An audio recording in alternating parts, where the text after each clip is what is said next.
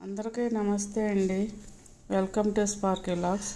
ఈరోజు నువ్వులతో లడ్డూ చేస్తున్నాను. నువ్వులు బెల్లం అండి. నువ్వులు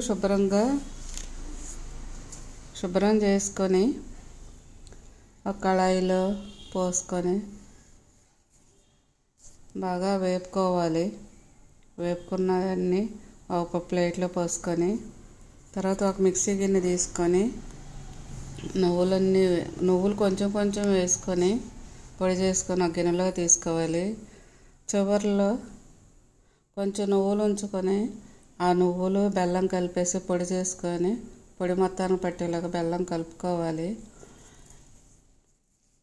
ఇవి చల్లారిన తర్వాత చేయాలండి. వేడి మీద చేస్తే ఆయిల్ వస్తుంది. నువ్వుల్లో చల్లారిన తర్వాత చేసుకోవాలి. నువ్వులు ఈ విధంగా లడ్డు తయారు చేసుకోవాలి.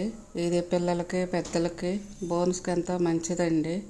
ఈ విధంగా తయారు చేసుకొని గ్లాసు బౌల్లో ఉంచుకొని రోజుకి ఒక లడ్డు చొప్పున తీసుకోవాలి.